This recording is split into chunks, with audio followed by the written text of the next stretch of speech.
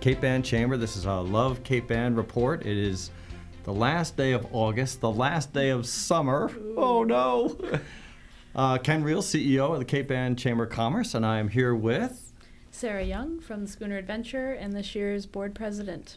And our special guest is joining us. Hi, I'm Daisy Nell from the Gloucester Schooner Festival. And that will be a major topic of discussion during this podcast. We're really thrilled to have you with us, Daisy. Thanks for joining us. Oh, thanks. Let's take a quick look back over the last few weeks. It's been a really fantastic summer for Cape Ann and the Chamber with all that we've been doing, especially on the events side. And we started out, I think, in our last podcast, we talked about the big event in Manchester called Festival by the Sea, which was a little nerve-wracking because the weather was not good on Saturday, so we called it Friday afternoon, and then we postponed until Sunday, which turned out to be... Best decision you could have made. That absolutely was. It was really touch and go, but the turnout on Sunday and the weather was absolutely fabulous. So that was a great, great event, and then right from there, the next event was our second block party in Gloucester, where, of course, we closed down Main Street 6 to 10 o'clock, and we've got another one coming up tomorrow, which is the sort of the lead-in to Schooner Festival. That's the last one, isn't it, Ken? That is the last of three. Yeah. Yes, that's the good news and the bad news. They're wonderful, wonderful community events, and we very much enjoy doing them. And we do that in partnership with the city. The city is a great partner for those events. So that was our second block party, was the middle of August. And then we went into the big event for Cape Ann and Gloucester in particular, and that's the Waterfront Festival. That's a 2-day event, Saturday and Sunday, and we literally saw 20,000 plus people. Wow. Especially on Saturday, which was so interesting. It was not a great day. It was kind of foggy and overcast. Well, it wasn't a beach day. It wasn't a beach day, exactly right. So people came out and they had a great time in the park. It's such a beautiful venue there, and there was so many people. We brought back lobster after many, many years. We partnered up with Salty Frank's, which they're great new business here in town. I had one of the lobster rolls. It was excellent. It was excellent. There wasn't any left by the time I got there, so you were lucky. I think I was the first one in line. Oh, good for you. Yeah, it was a big hit, and we were glad to do that. And it was a really good event. Sunday was beautiful. The weather was really beautiful. And I think more people were at the beach because our attendance was a little bit down that day. But overall, a great weekend. Yeah. Hasn't that been going on like 20 years or something? It's more than that. Is it? You tell me. You've been with the Chamber a lot longer. Not that long. It's been going on for a number of years, and it really is a great, great festival. It's beautiful use of Stage Fort Park, and it was beautiful. Even though it was a little foggy on Saturday, we could see the schooners out sailing that day. And that's right. Coming in and out of the fog, and hear the fog horns. Yeah, I get nervous. So I'm a boater. And I get nervous when the fog rolls in. I start to sweat. It doesn't matter because these big, like you have the Adventure out there, big boats, and then you've got small boaters like me out there without a lot of navigation, and it's like, well, where the heck are these big boats? Yeah. So, but it was fine, of course. No mishaps in the harbor, thank goodness. Exactly. And then last week we had a fantastic business after hours. Speaking of schooners, and we celebrated. A wonderful business organization in Essex, the Essex Shipbuilding Museum, and Harold Burnham was our host and guest speaker. That evening we had a great turnout, including many people who had not been to the Shipbuilding Museum before, which is one of the really neat things about our networking events is it offers people the opportunity to go to businesses or organizations where they've not been. And so many people had a chance to experience that whole place for the first time, and to hear Harold talk, which was just great because really Harold is a national treasure, which people forget or don't realize, that he's built these incredible schooners, which has in part made Gloucester and Cape Ann so very popular, and to see these schooners on the harbor is just an amazing sight. And Harold is the link between our legacy and our future, and it was really wonderful to have him speak there. It was. One of the things I really liked that he said was, keep coming back because you discover something new every time you come to the Shipbuilding Museum. And it's so true. I've been there several times, and every time I'm just taken with the history and what they do there. Daisy, I know you're pretty involved with them as well, yeah. and it really is a great place. And I was surprised when I asked folks to raise their hand if they'd never been there before, and I think a third of our guests raised their hand. Yeah, it's actually the Essex Historical Society. That's right. And so it goes beyond shipbuilding, but I mean, it's so associated with shipbuilding that's really become what people call it. But it is a great place. You never know. And also Harold is one of these guys that could organize an event around watching people cut a log in half. Yes. and sell tickets to it. Certainly. Well, I guess that leads us into Schooner Festival this weekend. Yeah. So we kind of start the weekend off with the block party, and it starts. We close the street at 5:00, exactly the same time as the mayor's reception starts at Maritime Gloucester. And so we'll be doing our thing up on Main Street, and then I'll be going back and forth between there and the reception. And why don't you tell us what happens then on Friday and into the weekend? They need to give you a Segway machine. not just for doing a podcast, but for going that's how I get down. my exercise. There you go. It's all good. Anyway, so some of the schooners are here now. I mean, there are our local schooners that are here. Our flagship schooner in Gloucester, the Schooner Adventure, and then we know about the Lannon sailing in and out every day in Ardell. There are some small schooners in town too: the Green Dragon, Bald Eagle, Sugar Babe, and Redbird, which is my schooner, and we've come over for the week. Louis H. Story is here.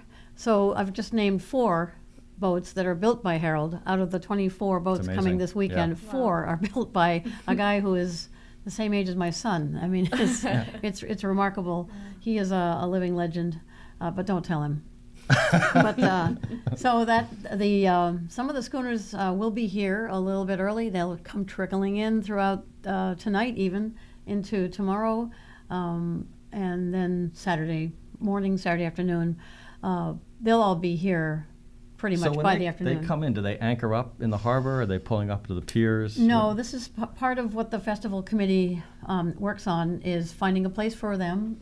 There's not a lot of linear footage in Gloucester for a vessel of the size of the large schooners. Large schooners start at 80 feet in the categories that we have, which is this sort of very casual category that we have called small, medium, and large. So the large schooners are starting at 80 feet up to the schooner we have here now from Panama City, Florida, the replica of the 1923 schooner built in Essex, the 2014 schooner, the Columbia. She's here. She's tied outboard of Adventure at Maritime Gloucester, and her spar length is 175 feet. Oh my goodness. She draws 15.9. So there aren't many places she can go. Right, so they're here, they're rafted to Adventure, and it's kind of cool to see some of the oldest and some of the newest side by side. I'll tell you, when she rafted up to Adventure and I looked out the window from my office, I thought, ooh, she makes Adventure look small. That was pretty incredible. Well, and Adventure doesn't have a bowsprit. That's right. So you can see that long bowsprit on Columbia. And then, all of the big schooners will be coming in tomorrow or the next day. The one who'll be anchoring will be Liberty Clipper. They're coming from Boston, and they're going to be anchored out, and they'll pick up and drop off their passengers at the transient dock there next to the harbor master. And the medium schooners and the small schooners will be on moorings in the harbor. A couple of them will be over at the Gloucester House. American Eagle, a large schooner, coming down from Rockland, Maine. She'll be over at the Gloucester House. So will a schooner called Heart's Desire and a schooner called David McIntosh, which is a new schooner to our group. And coming over from Marblehead, a really interesting boat. And so it's nice to have a new kid on the block for this collection of boats. So how many in total? There are 24, 25 if you count our good friend Strombus, a schooner that's just been finished a rehab job that's taken 12 years, schooner that was owned by a dear friend of Gloucester, Steve Waldron, and now owned by Geoff Deckenbach, and it's going to be a great addition to the fleet. She's almost ready, but not quite ready, and so wonderful. I've put her on the list because she's part of the gang, and this is a great story, and she's really a beautiful is. boat, Yeah. 80 years old, and so this schooners span from the age of Letty G. Howard, which will be coming in later on tonight or early tomorrow morning, 1893 to 2014. Wow. So that's really a span. And what it does is it tells us that the schooner as a rig, a design, is still viable. And that's really important because if you only think of this as looking back, then we're only talking about history and standing still. And when these schooners they definitely don't stand still. And they're not stopped in time. So it's still happening, and they're still being built. And they're so beautiful to look at. Oh yeah, there's nothing prettier than a schooner rig. So maybe tell us how guests, visitors can see the schooners. Well, the pier at Maritime Gloucester, which is the host of the Schooner Festival, it's a program of Maritime Gloucester. That pier is open, and people can walk down on that pier and see Adventure, Columbia, Ardell, and out in the harbor from that vantage point, they can see schooners that are anchored or moored in the inner harbor. A little farther down towards Cruiseport, the schooner Letty G. Howard would be there in the slot that belongs to a fishing boat called the Sea Farmer. And then over in Rocky Neck at the railway, there'll be the schooner Lynx and the schooner Tree of Life rafted with each other over there. They'll be open for deck tours on Saturday, as will Adventure. Saturday from 9:30 to 2:30, people can go down and take a look around. The boats over at the Gloucester House will probably not be open to the public, but you can certainly take a gander from the railing. And if you have a chance to go out on one of the schooners during the day, or even on one of the tour boats around the harbor, like the harbor tour boat or the whale watching boats, in the evening, you can see a lot of them from one boat that's moving around rather than being limited to just what you can see on foot. Yeah, that harbor tour is going to be busy this Oh, weekend. yeah. Steve's going to have a good weekend. Well, it's good. I mean, everybody should have a piece of this weekend. It's part of our history. It's part of our culture, and people tell me all year long that the highlight of their summer is watching the parade of schooners on the boulevard, and that's Sunday morning. And that's when you can see a lot of the schooners, and they all come they parade by. What time does that start? It starts the official start is 10:30, but at 10 o'clock, a little after 10, we have a group of kids coming out from the Gloucester High School sailing program, and they're going to put on a little demonstration that actually includes capsize and righting of their boat. So they've put together a little. It's really, I swear, it's almost like a little sailing ballet. Oh, that's great. And they're going to come out and show their stuff. They've really done a great job. Hillary Fry has worked with these kids, and really. They're so proud of what they've done, and there's a nice group of these kids on 420s, a small sailboat. After that, some other campers from the Gloucester Museum School Project Adventure Camp over at Ram Island have put together a demonstration of how they row those dories, and that that's a totally different kind of action to your arms than just rowing a rowboat. It's an overhand stroke, so those kids will be buff by the time they get back to school this year. So they're going to do that, and then the parade starts at 10:30 when the water cannons are fired. Shooting the water spouts over to start the parade. The police department comes through, and it's very exciting because there are small boats there and people on paddle boards and kayaks, and we usually have to tell them to get out of the way. And the Coast Guard is there, the harbor master, and the boulevard is packed with people. Yeah. And I've been one of those spectators from both the boulevard and Stageford Park. It's incredibly beautiful. It is incredible, and so I'm on the microphone there. A job I was proud to inherit from Joe Garland, and so I describe what people are looking at when the schooners come by. And Mike Costello, ever the radio voice, will thank our sponsors repeatedly, and who better than Mike? Mike not only knows everybody, he has the perfect radio voice, the deep tones that he can, and so we share that kind of a chat in that routine. And then what about, are you selling your boat then? Because your boat's going to be part of the whole weekend? Well, yes. Stan Collinson, my husband, will be out on Redbird in the parade, and with a few friends, and after the parade is over, he'll come back in and pick me up. Oh, I see. And so I Okay. can be out in the race as well. Great. And Awesome. we purposely have a very slow boat because we thought it would be gauche to win and still be the chair of the festival. So That's so kind of you, we Daisy. we'd purposely make a few bozo maneuvers. Yeah. So, Daisy, I understand that there's also opportunity for people to still get on some of the schooners Yeah. for the race. Yep, there are. Not every boat goes out for both the parade and the race. Some boats come back in, but the majority of them leave for the parade at about 9 o'clock, 9:15 after the skipper's meeting. Everybody gets on the boat. It's kind of a rodeo down there of people getting on and trying to catch the boats and trying to find a place to park, and it all works out.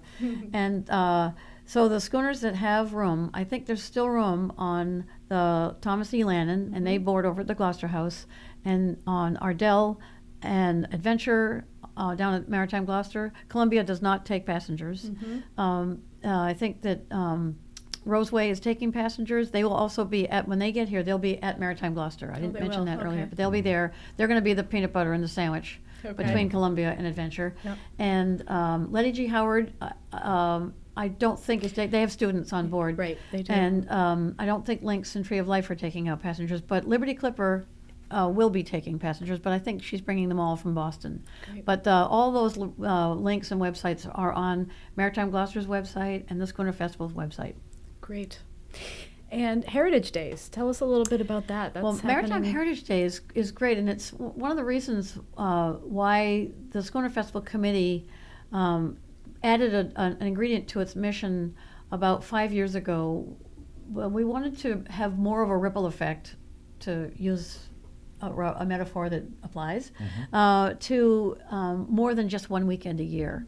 We wanted to have an impact. Those of us who've been on the committee for ever have wanted to do something that has some meaning beyond the weekend, which is exciting and spectacular, but there was an educational element that we wanted to implant because we want to make sure that it has a legacy that goes on into the future. So we want to foster interest in these boats with younger people. So any way we can get people interested in that and in a way that's fun, and a way that ties into our cultural history here in Cape Ann. So Maritime Heritage Day does that by having vendors who are tied to Cape Ann through what they do, connected to the harbor and to the water, various vessels. Ernestina Morrissey has a booth there. Of course, Adventure does too, and other environmental groups, science groups, because of course that's part of what we need to pay attention to when we're talking about the future of our harbor.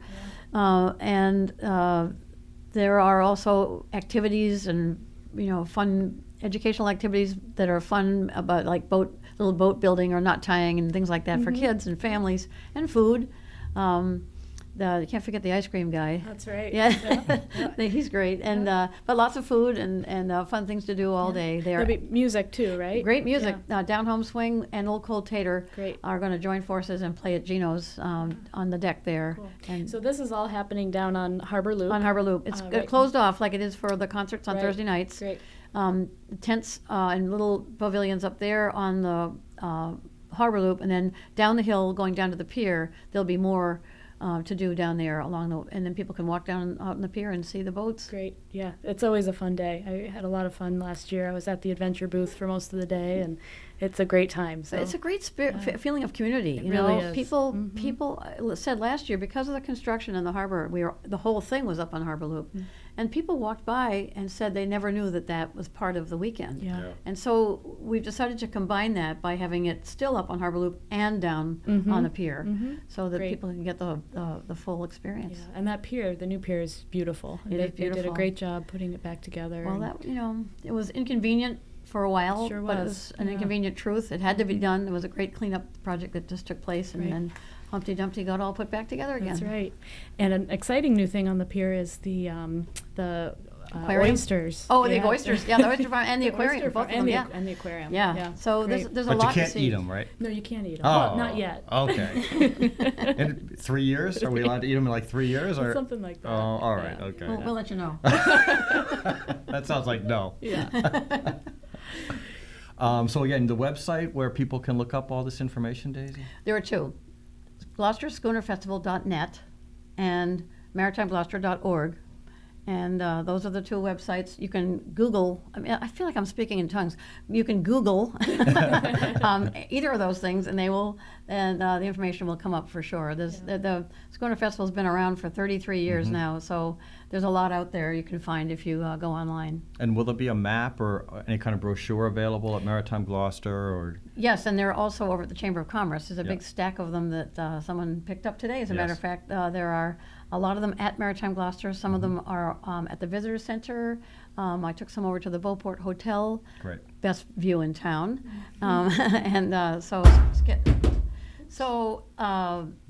That's a brochure that has a beautiful piece of artwork on the cover by John Caggiano, who's donated his artwork to our program this year and to our T-shirts and to some little drawstring bags that we have. So it's really, again, it's a community spirit of people donating their time and talent. Well, thank you, Daisy, for all that you do and leading that festival committee. It's a great group of people, and it is. It's fun. We appreciate. Thank you. And it's incredible the ships that are coming in. I know that you spend months, literally months, planning this, and it has become the culmination of the summer. You know, this does really represent Cape Ann now, as these wonderful schooners that we have both here and that come to visit us at the end of the year. Well, we have to thank the Chamber of Commerce because when we first wanted to do a schooner festival in Gloucester, it was the Chamber of Commerce who said yes. And that was Mike Costello, and he hasn't gotten over it yet, but he still talks to me. That's why we keep Mike around, so we can thank our sponsors. That's important. Oh, Mike is a terrific guy, and we've been friends for a long time. Absolutely, and I would add just extremely supportive of the Chamber, so we very much enjoy having them be part of everything that we do. Absolutely. Yeah. So just a couple of things then to walk off here. Yeah. Did we talk about the Cape Ann license plate, Sarah? I don't think we have yet, Ken. Oh. Let's talk a little bit about the Cape Ann license plate, Sarah. Excellent. So just quickly, I have mine. That's good. I have mine as well. Good. Daisy, we won't ask. It's okay. There's opportunity there. You must have checked her car before she walked in. I've counted the Cape Ann license plates in the parking lot. We have very exciting news from the foundation, the Cape Ann Community Foundation, which is the nonprofit that has been set up by the Chamber and now is running separately with a separate board, and that the foundation manages the proceeds from the license plate. And so the foundation let its first 3 grant awards. A couple of weeks ago, the announcement was made, and last week the presentations were made, which were just wonderful. Such a great opportunity to be able to go out and make a few organizations happy. And who are those organizations? Oh, I'd love to tell you. So the foundation granted $12,000 in total to 3 organizations, and they were the Backyard Growers, led by Lara LaPianca, and the Cape Ann Farmers Market, and Action Inc. And each of them had submitted proposals that are really programs that are either creating jobs, working in economic development, and promoting the region. And we had about 25 applications. Yeah, the response was very impressive. It was incredible, and the board, it was tough. I mean, a lot of great applications, and what we want to say is that the more license plates that people buy, the more money we're able to grant back out into the community, and be able to hopefully fund even more of those projects. Right. It's always been the objective since the beginning that a main reason for developing the license plate was to have the proceeds go back and support the community. And now this is the first instance of that, which we're very pleased to be able to recognize and tell people about, and encourage others to sign up for the plate to show the love and your love and pride of the region every day. That's right. So we had the license plate news. That's a big one, I think, for us and the community. Going forward, a couple of quick things coming up in actually September. Early October is 2 big events. We have postponed our education fundraiser. We do that through a golf tournament at Bass Rocks, and we are oversold for that, which is fantastic. There's opportunity for a few additional sponsors, but the players are maxed out at over 100 this year, which is great. And then 2 days later, we have one of our fundraisers and a really fun event at the Gloucester House, and that's our $25,000 game, where we literally give away $25,000 that evening and a top prize of $10,000 with 12 chances to win in total, some denomination from $500 up to $10,000. That's a lot of fun. What do we sell, like 400 tickets? 500, good 500? question. 500 tickets. Best odds in town? At best odds in town. That's 12 chances to win, 500 tickets sold. That's and great. Of course, Sara and I have tickets on us right now. And they're for sale around the community and at the Cape Ann Chamber if you're interested. Yeah. Come on by, look us up, capeannchamber.com. And I think with that, that's about all we have for this update. Anything else? Well, I really would like to thank our sponsors. First, Ipswich Bank, the City of Gloucester, Maritime Gloucester, of course, Ballast Point Brewery, Timberline Construction, and Market Basket. Awesome. Fabulous. Thanks very much, Daisy. Thanks for joining Daisy. us today. So it was great. Thank you, guys. Okay. All right. Thank you all. We'll see you next month.